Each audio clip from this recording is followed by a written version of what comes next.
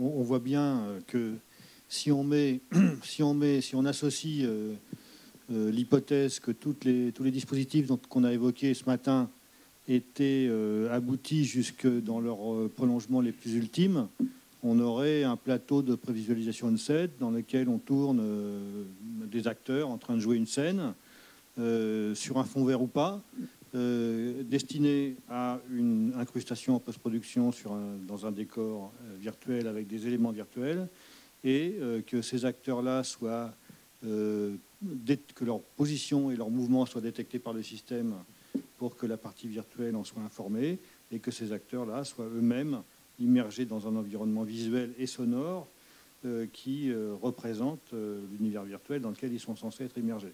Donc tout ça, évidemment, reste un ensemble d'hypothèses, mais si on associe la carte de profondeur, l'immersia, la détection de mouvements sans marqueur, on voit bien que tout ça commence à prendre un sens.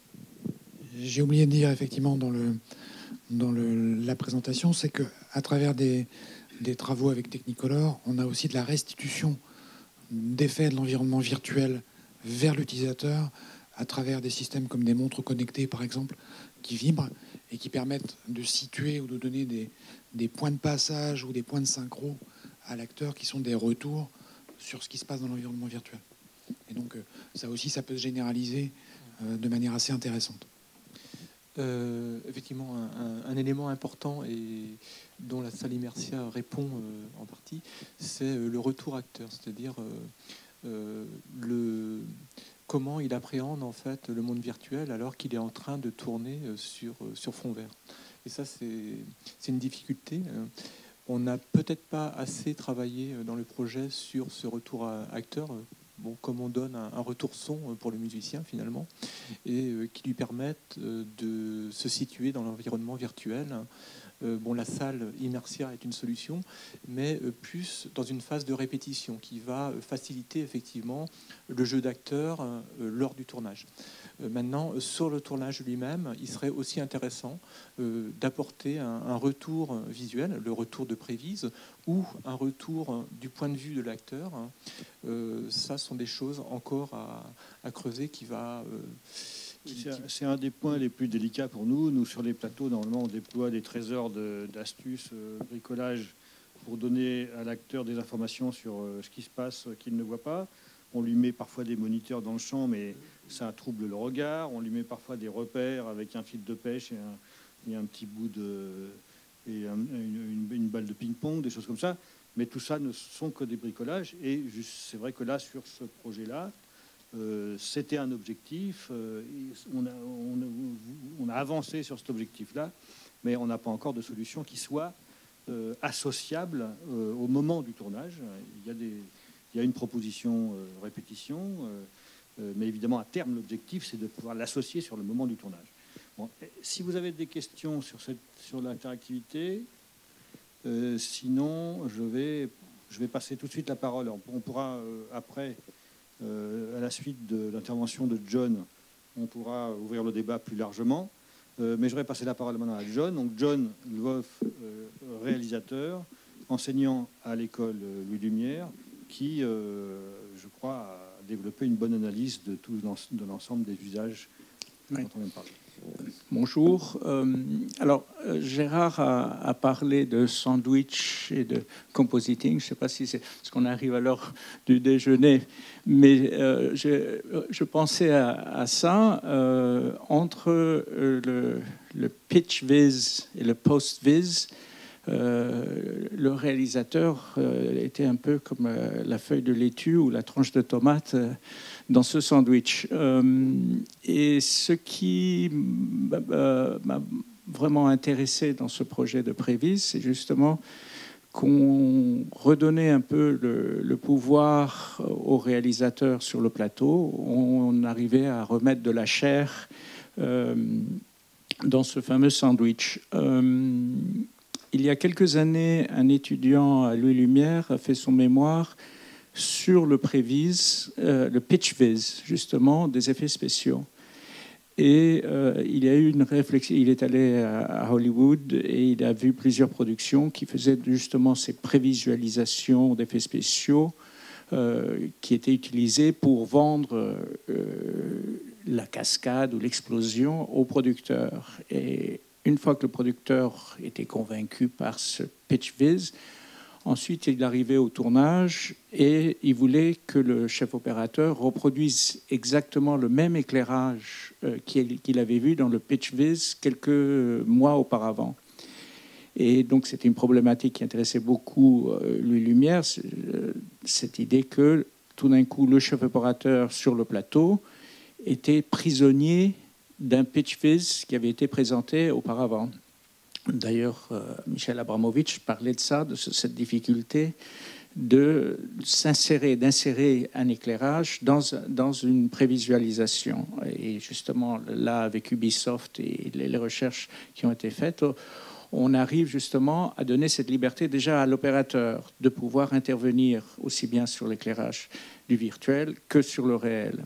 De même, sur la première expérimentation de Prévisant 7, j'étais un peu prisonnier de déplacement des personnages virtuels sur le plateau.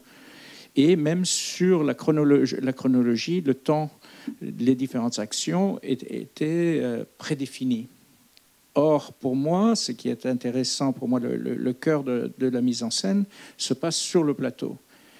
Je prévois donc une grande préparation, justement pour pouvoir improviser ou intégrer des accidents sur le plateau. C'est ça qui rend une scène vivante.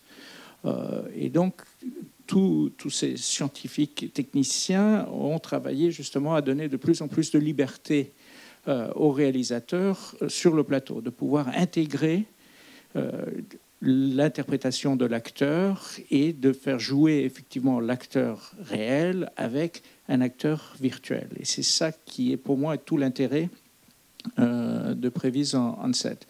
J'ai réfléchi aussi sur l'idée, par exemple, il y a maintenant des algorithmes qui peuvent rejouer des compositions de Bach ou de Mozart, etc.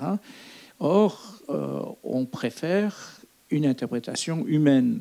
Et c'est ce mélange de l'interprétation humaine qui est primordial pour moi dans la mise en scène. Et donc, ce que je constate avec Prévisant 7, c'est que petit à petit, le réalisateur reprend la main dans la création d'un film. Et c'est pour ça que je suis particulièrement enthousiaste. Déjà, entre la première expérimentation et la deuxième expérimentation, il y a eu des grands pas qui ont été faits et j'avais l'impression que j'étais vraiment en train de réaliser des plans dans cette deuxième expérimentation. Deux autres petits points, c'est effectivement sur le cadrage, c'est d'une grande utilité. On cadre différemment en fonction de la position du personnage dans un décor. Particulièrement, par exemple, la définition de l'air qu'on donne au-dessus de la tête du personnage, en fonction des fenêtres ou des portes du décor, change. Et donc, c'est une grande utilité de pouvoir voir un personnage dans un décor, dans la conception du cadre et également le mouvement. Et enfin, une chose, il y a quelques années, je me rappelle, j'avais rencontré le chef opérateur d'un film qui s'appelle Blood Diamond. Et il m'avait dit un truc, il disait qu'il trouvait ça complètement fou, c'est qu'il était allé en repérage avec le réalisateur, et je crois qu'ils étaient, je ne sais pas s'ils étaient en Tanzanie ou en Afrique du Sud. À un moment donné, le réalisateur montre un paysage à l'opérateur et dit bon, et là il y aura des montagnes. Et cette idée, cet opérateur me disait mais c'est fou, c'est que je devais imaginer une scène en me disant que 6 mois plus tard ou 1 an plus tard, il y aura des montagnes qui seraient intégrées à l'image que j'aurais cadrée. Or, maintenant, là, sur la notion de carte de profondeur, ce qui moi, m'impressionne aussi, c'est cette idée de pouvoir définir et de voir un décor, un paysage virtuel dans un extérieur. Et typiquement, par exemple, à Paris, imaginons, même j'étais assistant pendant 13 ans, imaginons l'idée qu'on ait des problèmes de gens ou d'antennes ou quoi que ce soit en arrière-plan, qu'on se dise ben, ça c'est plus un problème puisqu'on pourra les retirer par l'intégration d'un paysage virtuel et le voir en direct dans le cadrage. Voilà, en tout cas, moi j'ai bien apprécié l'expérimentation et j'espère qu'il y aura un Prévis 2, Prévis 3.